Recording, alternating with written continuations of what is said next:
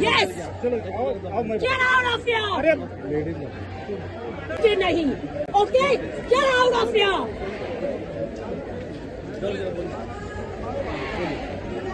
Did you not understand? Did you not understand? अरे जाइए.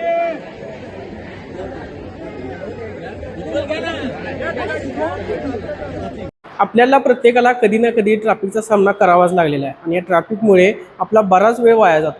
त्यातल्या जर मुंबईचं ट्रॅफिक म्हटलं की अर्धा दिवस त्या व्यक्तीचा ट्रॅफिकमध्ये जातो. याच ट्रॅफिकशी निगडीत मुंबईच्या वरळीमध्ये घटना घडली आहे आणि तो व्हिडिओ आपण सर्वांनी सुद्धा बघितला आहे.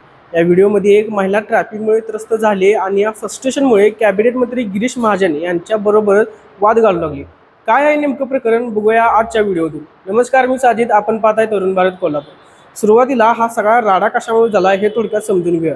नारी शक्ती वंदन अधिनियम महिला आरक्षण घटना दुरुस्ती विधेयक नामंजूर झाल्यानंतर सत्ताधारी पक्षाकडून विरोधी पक्षाच्या विरोधात देशभरामध्ये आंदोलन करण्यात आलं. मुंबईतही या मोर्चाचे नेतृत्व मंत्री गिरीश महाजन आणि रितू तावडे यांनी केले. जन आक्रोश मोर्चामुळे जांभोरी मैदान परिसरामध्ये मोठ्या प्रमाणात वाहतूक कोंडी झाली. वरळीच्या जांभोरी मैदानातून सुरू झालेला हा मोर्चा NCI डोमपर्यंत नेण्यात आला. ट्रॅफिक जाममुळे अनेक वाहने अनेक तास उभी राहिली. महिला संतापली आणि तिने थेट गिरीश महाजन यांना जाब विचारला आणि त्यांना थेट गेट आउट म्हणाली. पोलीस आणि कार्यकर्ते मात्र तिच्याकडे फक्त बघतच राहिले. प्रचंड संतापलेल्या महिलेचा हा व्हिडिओ सोशल मीडियावर प्रचंड व्हायरल झाला. शेजारी खुलं मैदान असताना तुम्ही इथे भर रस्त्यावर गर्दी का करत आहात? तुमचं हे काम काय चाललंय? लोक तुमच्या मोर्चामुळे वाहतूक कोंडीमध्ये तासनतास अडकून पडले आहेत. मैदानात जाऊन आंदोलन करा, इथे नको, असं बोलत तिने या मोर्चामध्ये जोरदार राडा घातला. यावेळी तिने इंग्रजीमध्ये सुद्धा वाद घातला, पण पोलीस देखील तिला अडवण्यात असमर्थ ठरले. संतापून या महिलेने पोलिसांचा व्हिडिओ शूट केला. हा सगळा प्रकार या मोर्चामध्ये बराच काळ सुरू होता. शेवटी महिला कॉन्स्टेबलला बोलवून तिला तिथून निघून जायला सांगितले, तरी देखील ती ट्रॅफिक जामवर बोलतच होती. या सर्व घटनेनंतर मंत्री गिरीश महाजन यांनी सुद्धा आपली भूमिका स्पष्ट केली आहे. ते म्हणाले, आंदोलन सुरू असताना वाहतूक कोंडीमुळे काही महिला त्रस्त झाल्या.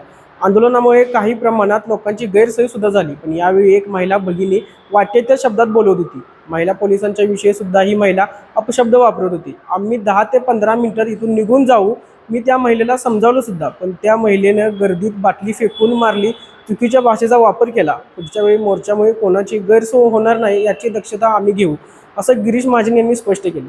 हा सगळा प्रकार सोशल मीडियावर वाऱ्यासारखा पसरला. विरोधकांना सुद्धा आयती संधी मिळाली. नारी शक्तीबद्दल बोलणाऱ्या भाजपच्या मोर्चामध्ये एका महिलेने भाजपच्या नेत्याला सुनावलं. त्याबद्दल काँग्रेसचे नेते नाना पटोले यांनी सुद्धा आपली प्रतिक्रिया स्पष्ट केली. भाजपच्या नौटंकीमुळे सामान्य नागरिकांना मनस्ताप सहन करावा लागतोय. मुंबईमध्ये भाजपच्या आंदोलनामुळे तीव्र वाहतूक कोंडी झालेल्या त्रस्त एका महिलेने थेट मोर्चामध्ये भाजपचे नेते तथा जलसंपदा व आपत्ती व्यवस्थापन मंत्री गिरीश महाजन यांना खडे बोल सुनावले. भाजपच्या फेक नरेटिव्हला देशाची जनता कंटाळली आहे. पुढील काळामध्ये देशाची नारी शक्ती अशाच प्रकारे भाजपला सत्तेतून पाय उतार करेल यात शंका नाही. राष्ट्रवादी शरद पवार गटाचे नेते आमदार रोहित पवार म्हणाले, नौटंकी करणाऱ्या भाजपला एकट्या महिलेने भर रस्त्यामध्ये उघड करून खऱ्या अर्थाने हजारोसे भारी एक नारी हे सिद्ध केले. ही नारी शक्ती खऱ्या अर्थाने वंदनीय आहे. आता त्या भगिनीला पोलिसांकडून जाणीवपूर्वक त्रास देण्याचा प्रयत्न होऊ शकतो, पण तसं झालं तर सत्यासाठी भिडणाऱ्या अशा शेकडो नारी पुढे येऊन भाजपचा मुखवटा पुन्हा एकदा हाणून पाडतील. शिवसेना उद्धव बाळासाहेब ठाकरे गटाचे खासदार संजय राऊत यांनी या सर्व प्रकारानंतर ते पंतप्रधान मोदी यांना टोळा लगावलाय. हे राम, नारी शक्ती वंदना, मोदीजीने ठीक कहा था, महिला माफ नहीं करेगी. काँग्रेसचे प्रदेश अध्यक्ष हर्षवर्धन सपकाळ यांनी देखील वरळीतल्या महिलेचं कौतुक केलं आहे. ते म्हणाले, महिला सशक्तीकरणाच्या नावाखाली राजकारण करणाऱ्या, आरक्षणाचा मुद्दा पुढे करून महिलांची दिशाभूल करणाऱ्या आणि त्यांना केवळ राजकीय साधन म्हणून वापरत खोटं नरेटिव्ह पसरवणारा भाजपचा खरा चेहरा या भगिनीने समोर आणला आहे.